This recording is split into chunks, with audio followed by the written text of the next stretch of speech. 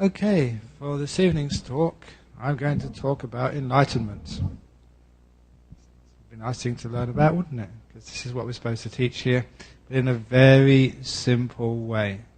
But be careful, because simplicity is always very profound. I'm going to base this evening's talk on a saying of the Buddha, which is like, enlightenment is the highest, the ultimate happiness. For those of you who know Pali, the dialect of Sanskrit, Nibbanang Paramang Sukhang. Enlightenment, Nibbana, is the highest happiness. So instead of looking at enlightenment as something which is far from our understanding, you can look at it as just being happiness upon happiness upon happiness, deeper and deeper and deeper. And it reminds me of just many years ago when I was asked what is the essence of something like Buddhism, or what is the essence of all religions, of all spirituality, of all philosophies. And I answered that it's just the answers to two fundamental questions of life. And those two fundamental questions which cuts across all dogma and philosophies are, what is happiness? And number two, how do I get it? Because really that's what people want, isn't it? They want to know what happiness is, and they want to achieve that happiness. People come here because they want to be happy. You work because you want to be happy. Whatever you do, really, it's in a search, a reaching out for happiness. But the problem is, for most people in life, that we reach out, we search, we work hard, but we don't get happiness, do we? We usually get disappointment, frustration, despair, grief and pain. Where is this happiness anyway? Many religions promise happiness, but do we actually get that happiness? Or do we have just to wait until after we die to get happiness? And that's very uncertain, isn't it? It's like betting on a Melbourne Cup horse race. You never know who's going to win until right at the very end. So be careful. So if enlightenment is the highest happiness, we're searching for that enlightenment, that happiness in our world. And like most people in this world, they search for happiness in many places which doesn't really give you happiness. This is one of my favorite stories because it's a true story. It reflects my early life. My early life growing up in London, going to school. Many of you know that in that part of the world, that when you're around 14, 15, 16, you have to do some exams called O-levels. By that time I used to love playing soccer with my mates in the park. I'll take this out so everyone can hear. I used to love playing soccer with my mates in the park. But my teachers, my parents, my uncles and aunties, grandparents, they told me, said, don't go around playing soccer in the park of an evening on the weekend. Stay at home. Do your homework. Study hard, because if you pass your O-levels, then you'll be happy. I believed that. So I stopped playing soccer and I stayed at home and I did my studies, and I got my O-levels. I did very well. I wasn't happy. In fact, it was even worse. I had to do 2 more years at school and study even harder. I had to do A-levels. But my parents told me, and my teachers as well, said, stay at home, do your homework. At that time I wasn't playing soccer. I wasn't chasing a football. I was chasing girls. I wasn't born a monk. But they said, stop chasing the girls, stay at home, do your homework, because when you pass your A-levels, then you'll be set for life, then you'll be happy. So once again, I believed them. And I studied hard, I did very well at A-levels, and guess what happened to me? University. 3 more years. That was my reward for studying hard. And more exams. You have to really study hard at university. But my parents, my teachers, the lecturers and the tutors all said, now study hard when you go to university. Sort of go to all the lectures, go to all the tutorials, work very hard, because if you get your degree and get a good degree, then you'll be set for life. They said, get your degree and then you'll be happy. Now at this point I started to get suspicious. So I started to think, hang on here. What's going on? Someone was promising me happiness just a little bit in the future. Just do this and get that, then you'll be happy. And that's when I started to look at my friends, especially my elder friends, my elder relations, people who had got their degrees, and see what they were up to.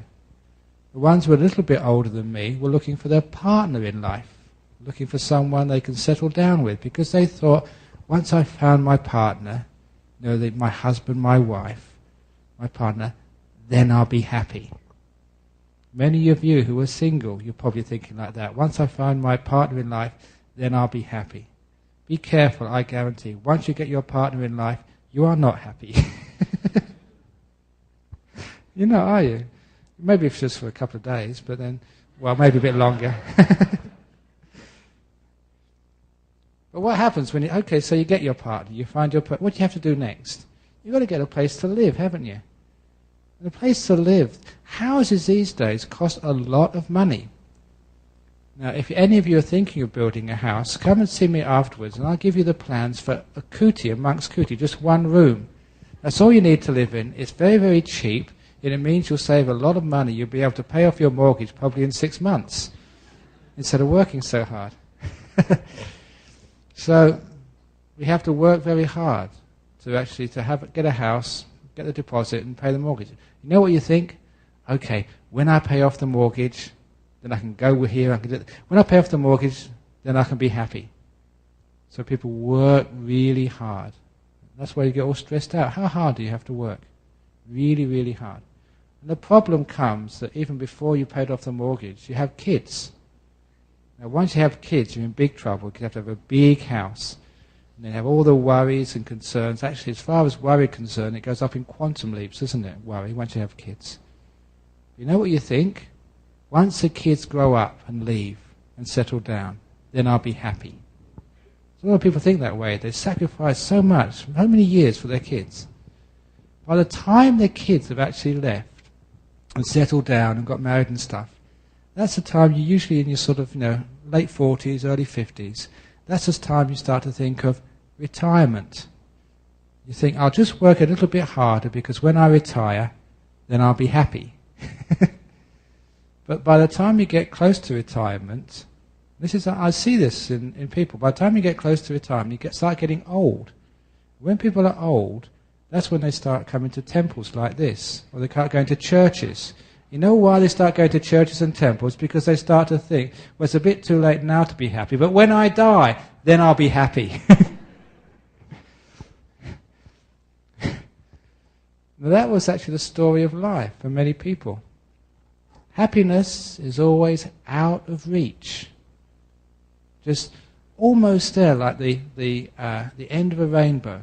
You think it's right there. Once I get my degree, once I get my new car, once I get on the holiday, once I get my perfect partner in life, just once I get rid of all these problems, once I get this out of the way, then I'll be happy. Are you ever happy? One of the things I noticed in life, generally speaking, I didn't see anybody who was really happy. Really happy. Actually, until I went off to Thailand to become a monk.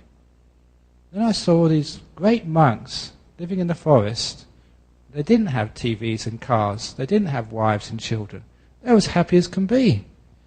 They were the happiest people I ever saw. And so I thought, well, if I'm searching for happiness, if enlightenment is the highest happiness, I want to actually sort of see some evidence.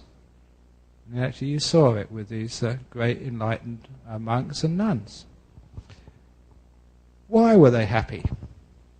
One of the strangest things about their happiness was they weren't searching for something in the future.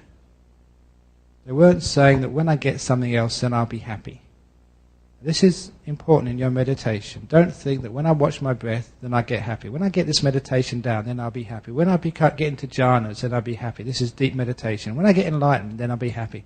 Stop thinking like that. That's just like thinking in the world. You never get happy that way.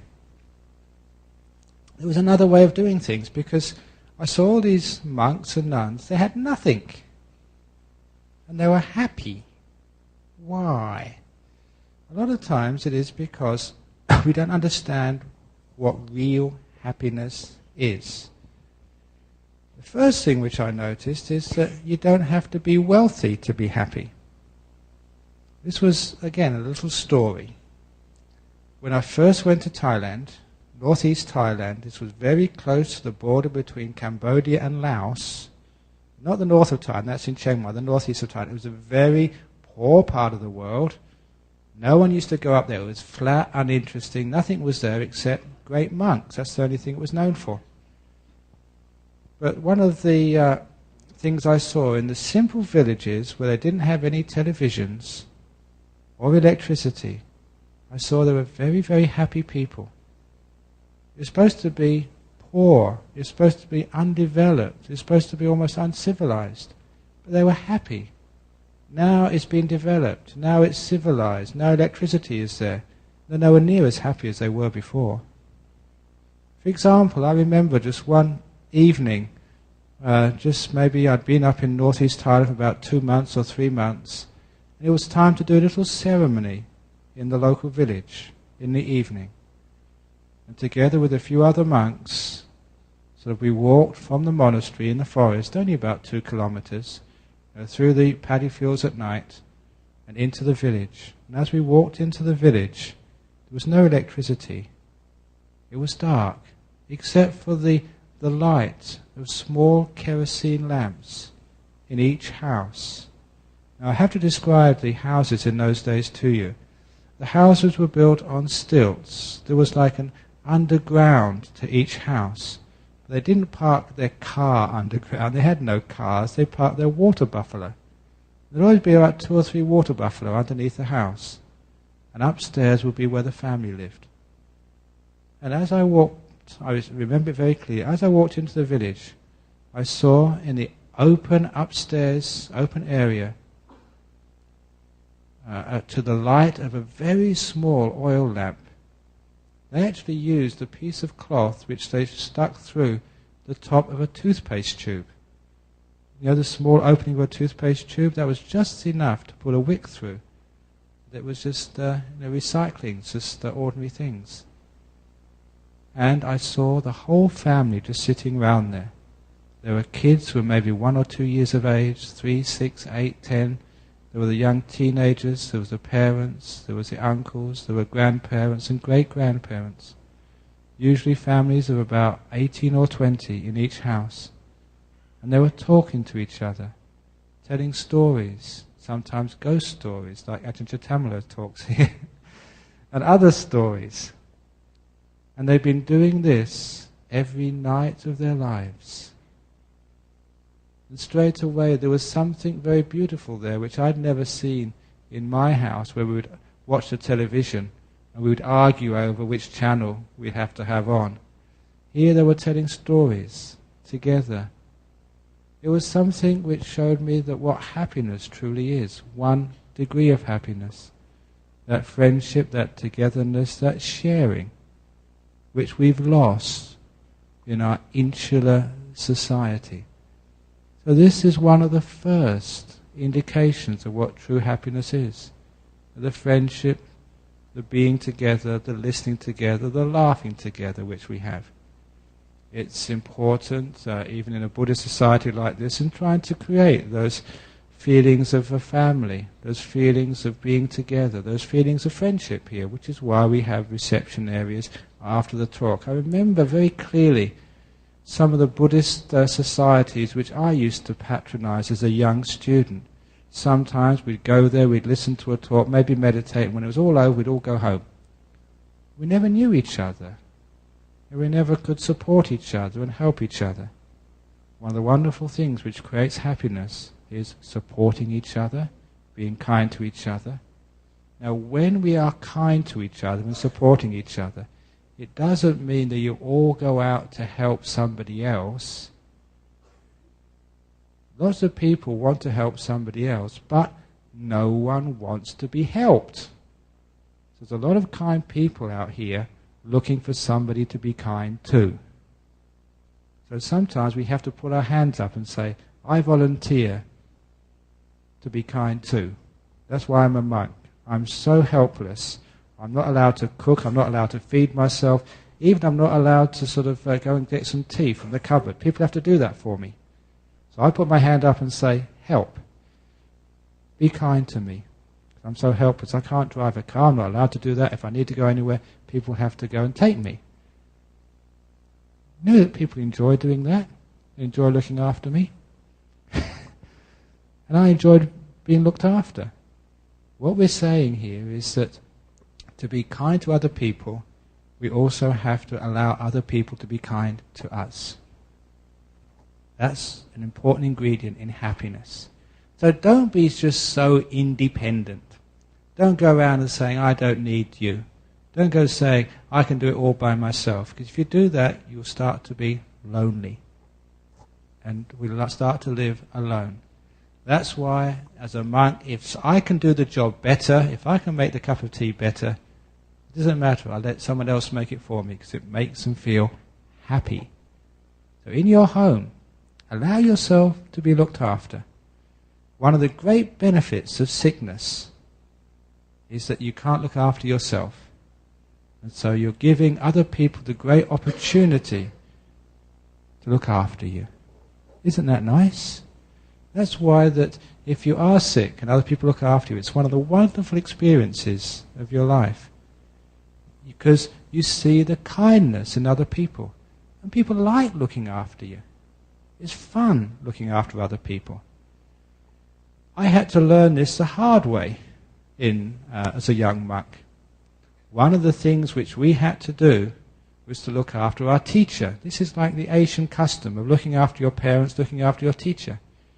My teacher was Ajahn Brahm. He had lots of people to look after him. So straight away, when I was a young monk, I thought I didn't need to look after him because everyone else was looking after him. But in particular, one of the ways of looking after a teacher in Northeast Thailand as a monk was after the morning alms round, when the monks would walk into the village bare feet. They had more than one foot. How do you say that? Barefooted, whatever it is, without any shoes on. That's right, without any shoes on. And when they came back, they would have to wash their feet in the water bath. And it was the monk's job actually to go out and help wash your teacher's feet. Now, when I first saw this, I couldn't believe my eyes. When Ajahn Brahm came back, he only had 2 feet, but about 20 monks rushed out to wash them. They could only get half a toe each. And I thought how stupid that was, because I thought that Ajahn Brahm was old enough to wash his own feet.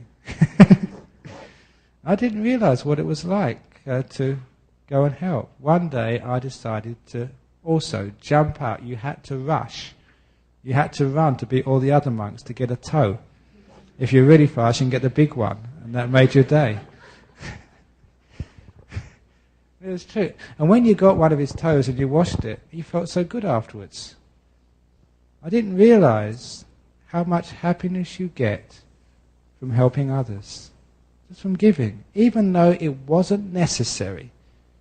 Even though, according to my Western conditioning, this was the most inefficient way to wash feet. But nevertheless, it was so much fun. And after a while, as a monk, I really got into this. You'd see a monk and you'd try and wash his feet. And if you didn't want to, you'd just grab them and wash them even if you didn't like it. You'd try and wash his bowl, or just, if it was someone senior to you, you'd just... And what that meant was you had so much fun serving and helping. Now, if you can do that to the people you live with, wouldn't it make it so much different? You wouldn't be saying whose turn it is to wash the dishes. You'd be actually racing to the sink to see who get there first, to get the opportunity to wash them. It was actually fun to help, not a duty anymore. It was a fun to serve. I'm not underestimating this. Serving is fun. For example, I can't do very much for you except to teach. I can't wash your feet. There's too many of them for my 2 hands. What I can do is like help and serve and teach every Friday evening or whenever. Some years ago, a lady rang up here, and I answered the phone in that room over there, and they asked me, say, am I giving the talk tonight? I said, yeah, I'm giving the talk. I said, 7:30, meditation, 8 o'clock the talk starts. So she said, how much does it cost? And I said, madam, it doesn't cost anything. And then she raised her voice a little bit and she said, you don't understand. How much money do I have to pay? And I told the lady, said, madam, you don't have to pay any money at all. The talks are always free here, which they are. And then she got even louder and she said, now listen, dollars, cents, how much do I have to cough up to get in here? And I had to tell her very soothingly, said, madam, you don't have to cough up any money when you come here. Neither on the way in nor on the way out. You don't have to give us your name and address. We're not going to sort of press you with a donation slip or whatever. It's always free. If you don't like the talk, you can just sit in the back and just go out afterwards. I won't get angry at you. It's free. Now the wonderful part of that story was, after I told her that, she was silent. There was a pause over the telephone. And I just waited for her to speak. And what she said next was, well, what do you guys get out of this then? It's a great question. Now what do I get out of coming here every Friday evening? The answer, happiness. I enjoy teaching. And as you all know, sometimes you have to try and stop me from teaching because I teach too much. The committee are trying to ban me from coming in October to give Friday night talks. I actually enjoy doing it. I have fun out of it. I got a lot of energy out of it. When I go to places like Singapore and Malaysia, I just give talks all day and get really off on it. Why do I do that? I don't get paid for it. I don't get anything out of this. But what I get out of it is a lot of happiness. It's my way of serving. When you're actually giving from your heart to somebody else, that is an enormous way of developing happiness in your life. It's called letting go, it's called giving. That's why we have 2 boxes out here. You can see it hasn't got donations written on them. It's called letting go boxes. So it just helps you sort of let go. And it gives you happiness. When the whatever it is goes in there, you get happiness back. Don't you get happiness knowing that you're doing something good in the world? Every time I've given a donation, when I was a layperson, I used to give donations all over the place, and it always made me so happy to know that I'd helped somebody else. Now, I'm just going into my donation stories now. Just when I was a school teacher before I became a monk, as I tell people, there may be some school teachers here. If you're a school teacher these days, you know what kids are like. That's enough to make anyone a monk or a nun. It is. They're terrible kids. It's much more fun being a monk. But anyway, I was a monk, so I was a school teacher. I was about to leave to become a monk. And even after working for a year, I started to accumulate worldly possessions. I had a motorbike, and I had a nice dining table and set, really expensive. And I was like trying to build up the possessions in my house. And I was becoming a monk. You can't have a motorbike as a monk, so I had to get rid of it. Same as my table. So there's some people who are taking over my job at the school. And so it was a young couple. They just had their first baby. And this little schoolhouse which I was renting that they were going to take over, so they came up to measure up the curtains, and I showed them around. I told them, I've got this table, sort of, I can't take it to Thailand with me. And, monks eat on the floor. They said, are you interested? They said, it was a very nice table. They said, actually, we are interested. We need a table in our new house. How much do you want for it? They asked me. And it was one of the wonderful memories of my life. I said, do you really want it? They said, yes. I said, you can have it for free. And they looked at each other, and I still remember, I can picture their looks now. It's 30 years ago. They looked at each other, this young couple who were just scraping money to get by with their first child. They couldn't believe what they'd heard. I said, yes, you can have it for free. I'm becoming a monk. I don't need it. I'll be very happy that you have it. They turned around and said, that's the first time in our lives anyone has ever given us anything so expensive for free. We'd never met anyone like you before. Now I get so much happiness out of that memory. This is just what we get from sharing, from helping each other. Even if it's just going to see someone who's in pain, seeing someone who's in difficulty, just spending time with each other. Sometimes as a monk you have to go to hospitals and sort of look after people who are sick. And sometimes the people who take us there and say, oh, thank you so much for going to hospital, and seeing someone who's sick, you really cheer them up. Thank you so much. You don't have to thank me. I enjoy that. I have fun doing that. When I go back afterwards, it gives me so much happiness. And I like being with sick people. So they tell good jokes sometimes. So it's a way of actually serving and helping. And that way of serving and helping, it's called compassion, it's called kindness, it's called generosity, it's called sharing. It's one of the first ways of developing happiness. It's on the way to enlightenment. That way of letting go, of sharing, of enjoying each other's company. For example, just something which happened this afternoon, which was very interesting. This afternoon, before I came here, I had the privilege, the good fortune of conducting a funeral. And when I went to do some business afterwards, and people said, had you had a busy day? And I said, yeah, I went to a funeral. And they said, oh, I'm terribly sorry. What do you mean terribly sorry? I enjoyed myself. I have fun at funerals. Funerals are good fun. I enjoy going to funerals. So if you have any funerals you want me to go to, please let me know so I can have good fun again. Why do people think that funerals are sad? I actually try and make the funerals a happy occasions, or at least meaningful occasions. So I gave a lot of the stories you probably heard here before. And it was a Buddhist funeral, but after doing the little service, they had a burial. And at the end of the burial, at the actual service in the chapel, I kept people very sort of happy. They laughed a couple of times the way I told stories, and they were enjoying it in a meaningful way. So we came out afterwards. Everyone was happy and sort of peaceful. But then they went to the graveside, and in the service I wasn't allowed to say anything. They started playing music. And they played the most stupid music. You know, just really emotional and sort of sad and morbid. And they started crying. And sort of, it'd be great if I could turn the music off. But they wouldn't let me. Why is it that at funerals people always like to play the morbid music, which sort of makes them cry? Even if sometimes, even if you played at a marriage, people would cry. It's just such sad music. But anyhow, they were crying away, and I didn't know how to stop them. They did a little ceremony of actually throwing flowers in the graveside.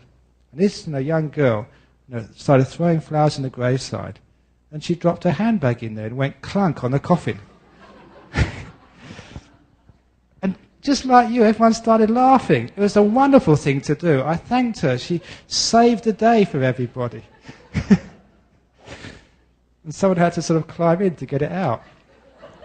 It's a handbag. She had all her money and car keys. Goodness knows what else in there. What a wonderful thing to do. So if ever you go into a funeral and people are crying, just drop your handbag in there, make a loud noise. A wonderful thing you can give to other people, because they started laughing. And as soon as they started laughing, it broke the depression. And everyone walked away from there just a few minutes later, sort of talking with each other. They were holding hands. They were enjoying sort of the occasion. So little things like that can actually stop you straight away from being depressed, being upset. Actually sharing happiness in our life. Why not? Because when we let go of the bad things and negative parts of life, we can actually start to look at the good things in life. It's another way of sharing and letting go, which is the way to be happy.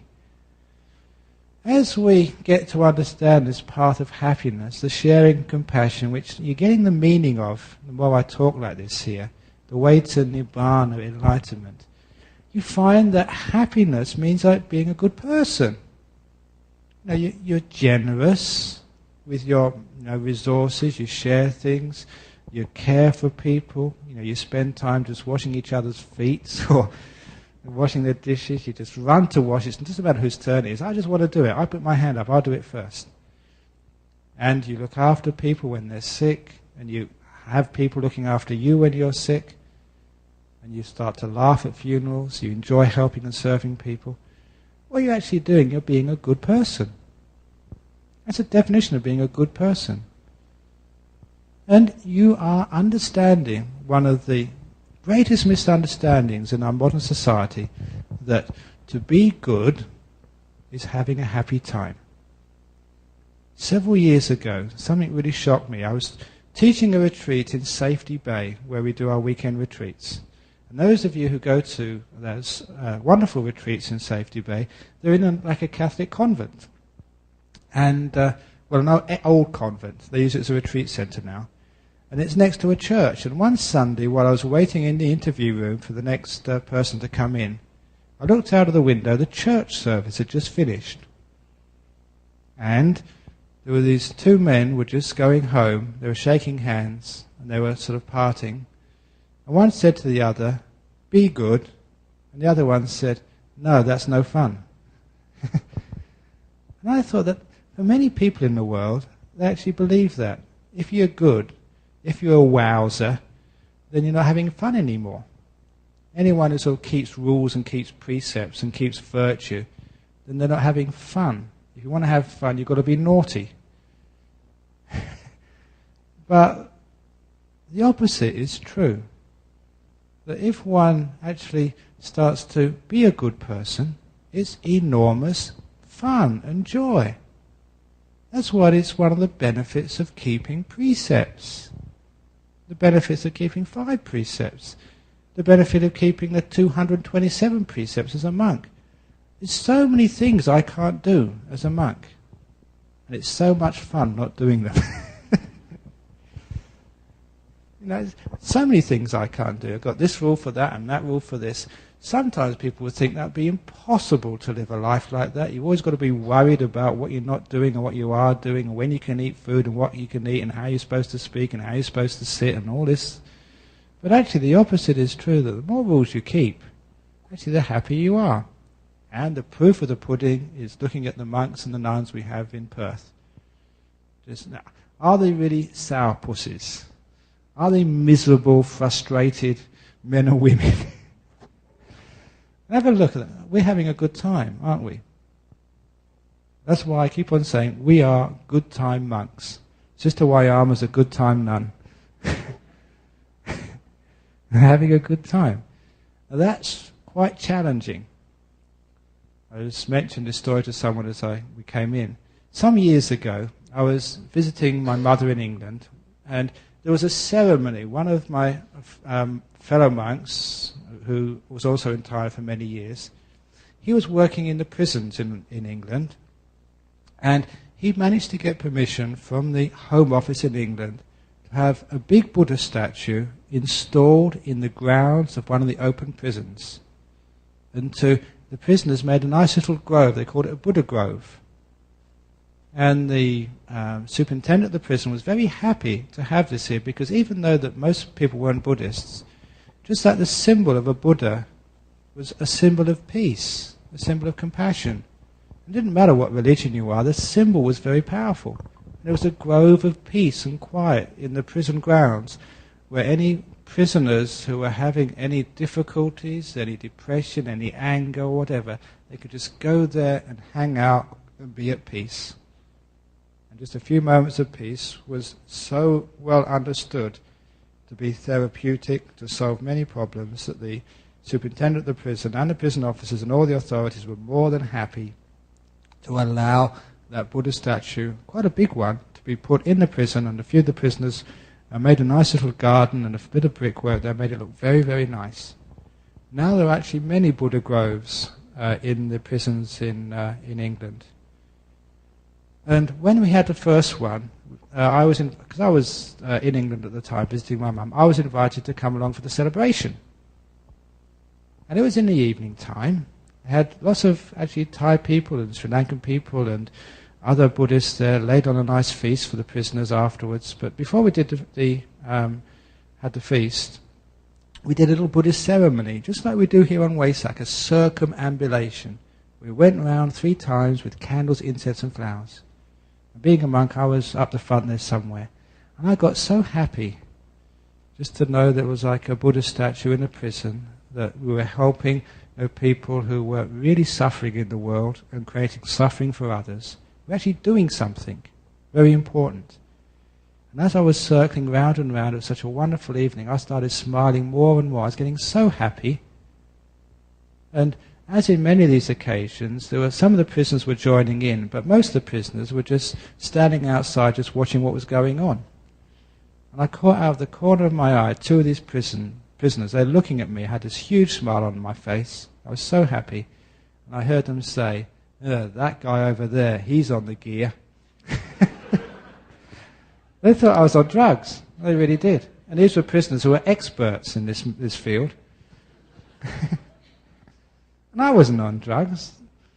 I was just so happy, so high. And it was a case to know that you don't have to be drunk to be happy. You don't have to be high on drugs to be happy.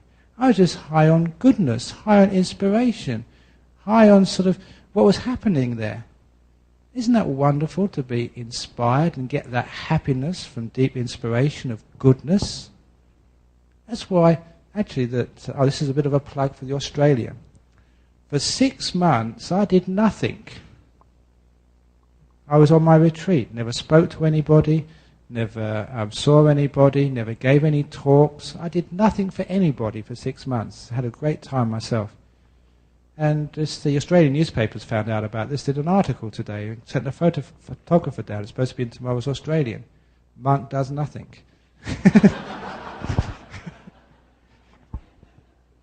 That should be there. If I was a sub-editor, that's what I'd put it. Isn't it wonderful that sort of people can actually write a story about me doing nothing for 6 months? Not a scandal, nothing at all. It's amazing, isn't it? I was just so happy just doing nothing for such a long time. It's a secret of happiness, doing nothing. So you've got a weekend coming, Saturday and Sunday. How about doing nothing this weekend? Just sitting at home, just doing nothing.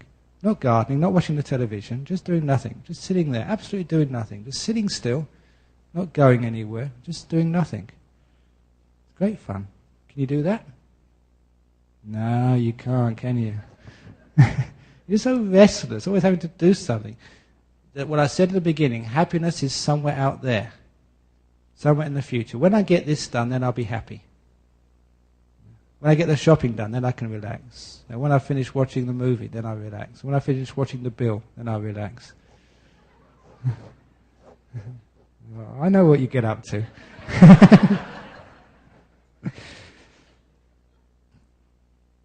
Why not just do nothing? As I said, that even as a monk, I don't mind watching the television. As long as you don't turn it on. You get this lovely peaceful screen. It doesn't make you upset. It doesn't make you afraid. You see? And if you look at that television screen when it's not turned on, carefully enough, you may be able to see the reflection of your own face. That's very deep, isn't it? So what we're actually doing here is realizing that doing nothing, first of all, keeping precepts gives you a lot of happiness, being a good person. So when all religions, when they say if it's 10 commandments or 5 precepts, not to kill, not to steal, commit adultery, not to lie, not to take alcohol and drugs, and not to sort of be rude to other people, not to actually to say rotten words to other people, not to call anyone a pig or an idiot or things like that. If you can do that, you get a happier person. And do you want to have friends? How are you going to have a friend when you call them a pig all the time? What about, do you want your husband or your wife to love you? When you call them an idiot and stupid, how can they love you when you keep calling them things like that? But imagine what it's like if you went to your husband and never even say, look, husband, you're such a wonderful husband. You're just so kind and caring, and I love you so much. You're just one of the best husbands in the whole world. I know you don't wash the dishes that's because you know that I am so happy washing the dishes every evening.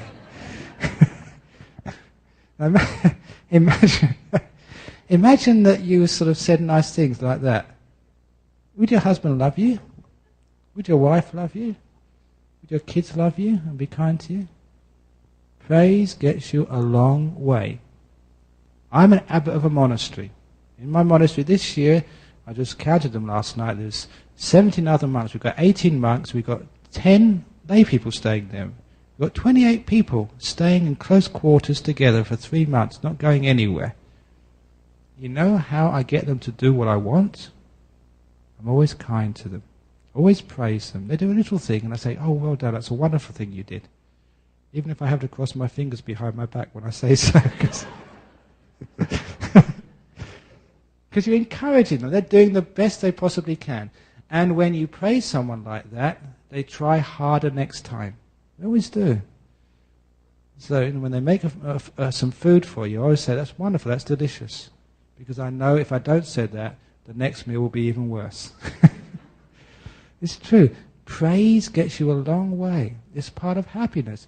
You feel good giving praise. I like praising people because they smile afterwards. And also, it encourages them to be better. Sometimes we think we've got to tell them off. If we tell them off, then they might try and be better. Now, what's it like when people tell you off? Do you become better when people tell you off? When they scold you and point out all your faults? Does that really help? Or do you just get so fed up, or you get so afraid that you can't live up to your potential? It's true, isn't it? Just the way we work, we want to get better results out of each other, we just go about it the wrong way. My monastery in Serpentine is very efficient. It runs like clockwork, doesn't it? You've got a few people in the monastery over here. And those people who lived at the monastery know I never shout at people. I get them to do everything for me. It's just a different way, praising, encouraging. Now this is a way we can live together in happiness. This is a way to get to enlightenment. We can encourage ourselves as well. Those of you who think you can't meditate, you're just scolding yourself again. Cross your fingers behind your back and say, I can meditate. I can be peaceful. And if you think you can, my goodness, you will. A lot of the trouble with any success in life is we don't believe we can do it. Whether it's meditation, whether it's enlightenment, whether it's being a monk or whatever, I have to spend a lot of time convincing young monks they can do it. And I convince them, and it works, they can do it. This is a way to get enlightened, to start to praise oneself, to start to build happiness in one's life. And as one keeps, say, precepts and be a good person, and praise oneself for being a good person. If you've had a good day, you've done good things, you've been kind, you've been generous, you've helped, you've served someone else, when you go to bed at night, always remember what you've done, all the good things you've done. When you remember all the good things you've done at night time, you will sleep very peacefully. And you'll have happy dreams. If you start remembering all the rotten things which have happened today, then you'd hardly sleep well at all. If you do sleep, you'll have bad dreams, and you won't wake up rested. How many people are stressed because they don't sleep well at night? So this is how to sleep well at night. Just do good and remember it afterwards. That's the same when people die. If they remember all their good deeds they've done, in traditional Buddhism this is recalling all your good karma. It doesn't have to be a Buddhist, whatever person you are, if you've done good, when you die, remember that. Recall all of that. You'll die happily, and you'll get a really good rebirth. And this is a way to develop happiness. As one develops more and more, one starts to realize that the whole idea of virtue is being a good person, being kind, being generous, giving yourself away to others. Sharing, this is the letting go box at the back. Virtue is letting go. You know what virtue really means? Someone reminded me of this, I told it many years ago. Sometimes we say 5 precepts, sometimes we say 10 commandments, sometimes we say 227 rules for a monk. These days it's so hard to even remember 5 precepts. That's why I say if you can't keep 5 precepts, keep 2 precepts. You know what those 2 precepts are? Don't do anything which hurts another. That's precept number 1. Precept number 2, don't do anything which hurts yourself. Precept number 2. If you keep those precepts, you keep them well, they go all the way to enlightenment. Don't do anything which hurts another person. Don't go shouting at somebody else, that hurts them. Don't go hitting them, don't go stealing, don't go committing adultery. That hurts other people. Even like taking drugs, that hurts others. People think, oh, it's my body, I can do what I like. People care about you. Even if you think you're lonely, I care about you, even if I don't know you. The nurses care about you. So if you hurt yourself, I hurt. Your friends hurt. And people care. So when we don't do anything to hurt other people, we can't do anything to hurt ourselves. We develop happiness in ourselves. When we develop happiness in ourselves, we're keeping all the precepts in the world. We're not hurting others, we're not hurting ourselves. Doesn't that make so much sense? We're creating happiness amongst others, we're creating happiness in ourselves. And little by little, we find out that sometimes too much worrying. Does that hurt or help? It hurts us. When you worry, then you come and worry me by telling me about it after the Friday night talk. That hurts, that hurts me. Ooh. So by thinking too much, you're not only hurting yourself, but you're hurting me and helping everybody else. So, or feeling guilty. Woo. Okay. So if you feel guilty, I mean, does that really help you? Does that help others? Wouldn't it be wonderful if everyone was happy and at peace? Wouldn't it be your greatest gift you can give to other people? Because a happy person creates happiness in their community. A happy person creates happiness in their family. A happy person creates happiness amongst their friends. A happy person creates happiness in their country. That's why if we want to have happiness in our world, we have to have happy people. So don't try and make someone else happy. Don't try and help them first of all. Make yourself happy. If you are good, happy, content, get rid of all your guilt and your fears and your anger and all that sort of crazy stuff, then actually you can really help in the world. You can serve. You don't have to be a great teacher. You don't have to go and serve in some sort of charity. You can just be you and be a very happy person. Many years ago, someone who was one of the Buddhists who came here was a bus driver. And he started getting very depressed about his job because he said, driving a bus, that's not really helping. I don't get any job fulfillment there. Just driving a bus backwards and forwards, you can do that on almost automatic. I just told him, look, it doesn't matter what job you do, you can always give that little bit extra to make people happy. Just when you take their fares, just smile. Be happy and give some happiness back to other people. And actually he did that, and he said it made all the difference to his life as a bus driver. He was actually giving happiness out to other people, and he got so much back in return. No matter what job you do, if you think it's just the most miserable, mean job, that you think that you're way low down on the social scale, you want to be a doctor, you want to be someone who saves the world, what about saving the people you meet on the street, just by smiling? Or when you're driving along, just letting somebody in busy traffic, making their day. That's how you can put compassion into action. And forgiving someone who's done you wrong. And being kind. That's how we can actually do something wonderful to create happiness in our world. And it's something which you can do right now. When we can do this, we realize that goodness is the way to create happiness. So precepts are not something which stops you being happy in the world. You don't come here and everyone is miserable because they keep 5 precepts. They keep 8 precepts, even more miserable. 227, they're really miserable. It's the opposite, isn't it? You have a look. You do a survey. Ask people how many precepts they're going. You'll find the more precepts, the bigger they smile. That's how I find out what you've been doing. I look at you and see whether you're miserable or whether you're happy. If you've been miserable, you've been doing something wrong. That's karma, isn't it? So if you do good karma, you get happiness. And as we develop this path more and more, we find that goodness, sharing, letting go, stopping worrying, stopping thinking, so we can be at peace. Isn't peace happiness? The more you are at peace, the more happiness you have in your life, you're actually learning what meditation is all about. Sometimes people come up and say, meditation is so difficult, meditation is so hard. And it's because you don't know how to meditate. Meditation is the most easiest thing in the world. You don't have to do anything. Just sit here and it does it by itself. What could be more easier than that? The trouble is that we haven't yet learned how to not do things.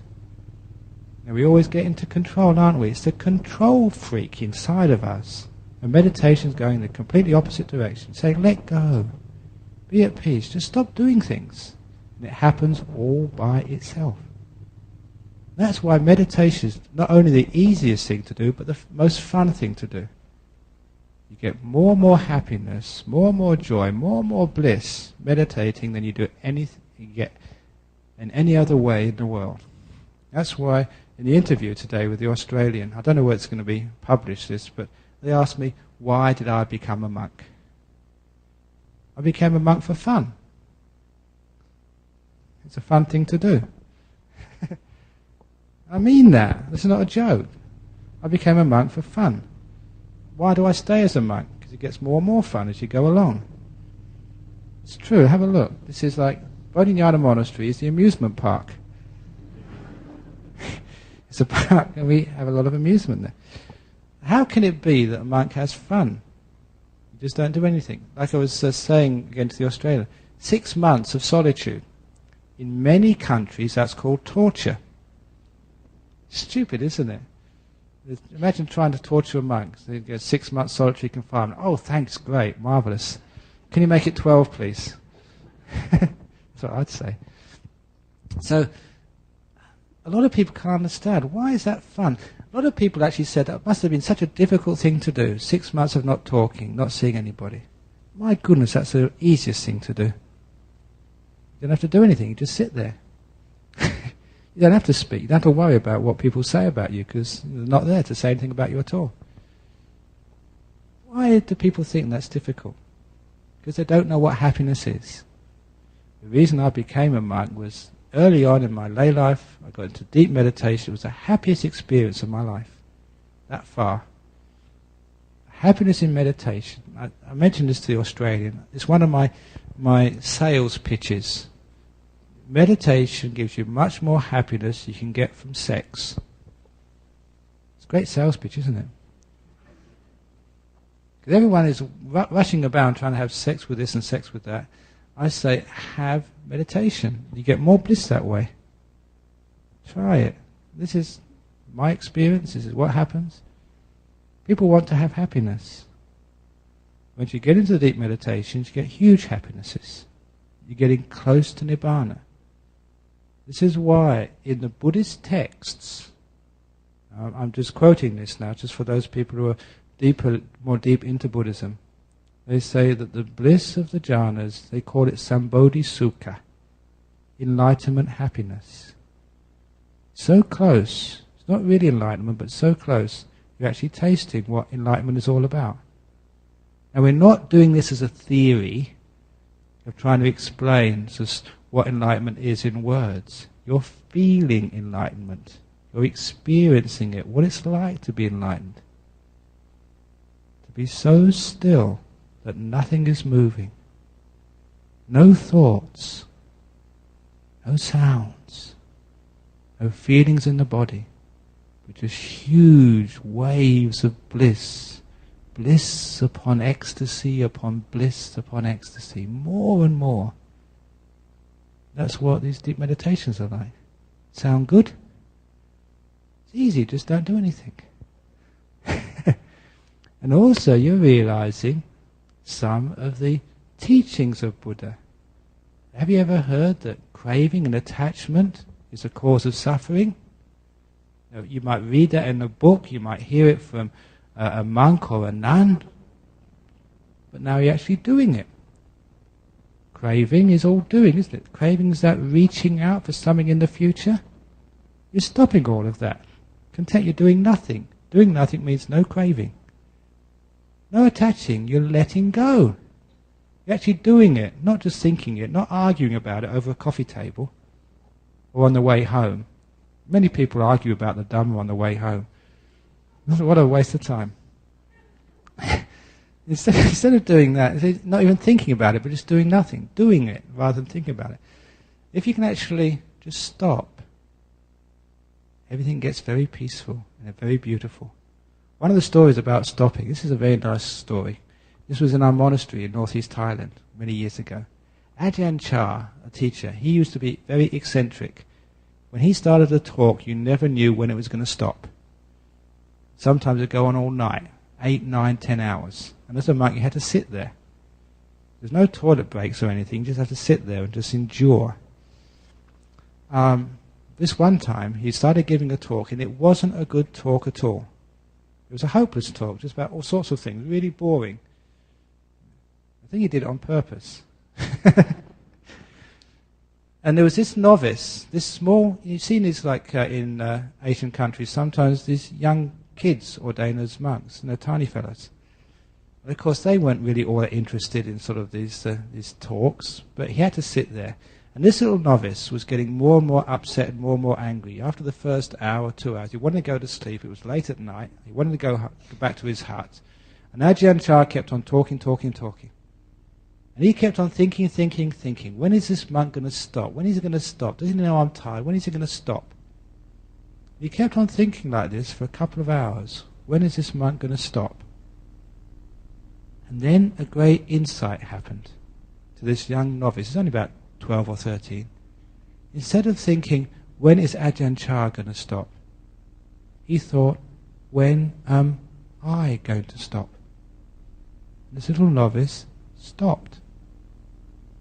About 4 or 5 hours later, he came out of his meditation. Everyone else had gone a long time ago. He'd have 4 or 5 hours of bliss. He'd stopped. He's only a little fellow, 12 or 13 years of age. He knew how to stop. He knew that stopping attachment, stopping craving, was bliss. And he got a deep insight into what enlightenment is all about. The ultimate happiness. So you don't need to go and get something to be happy.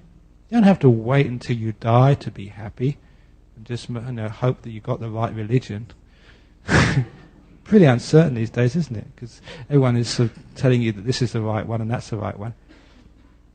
Instead of waiting for the future, you can actually do it now by being kind, being generous, sharing your time, creating happiness in your community, happiness in your family, going out and helping, washing people's feet, washing the dishes, not because it's your turn, because you just want to help. Keeping precepts, being a good person for the sake of happiness. You keep these precepts because it's good fun to do so. You don't call each other pigs because it's much more fun to call each other, you're a wonderful person, I really appreciate you, thank you for being my friend. It's much more fun doing that. Sharing, keeping precepts, being good, learning how to meditate, letting go. It's fun. And you get closer and closer to happiness, closer and closer to enlightenment until you stop altogether. When you stop altogether, then you understand the profound teachings of the Buddha, of all sort of enlightened, holy people in the world. You don't need anything to be happy. The less you have, the more you can stop. Not thinking, not wanting. Shh. And there you find everything you ever wanted in your life. Greatest bliss. Shh. Stop. Which is a great place to stop. So thank you for listening this evening to my talk on enlightenment, happiness, stopping, and all of that.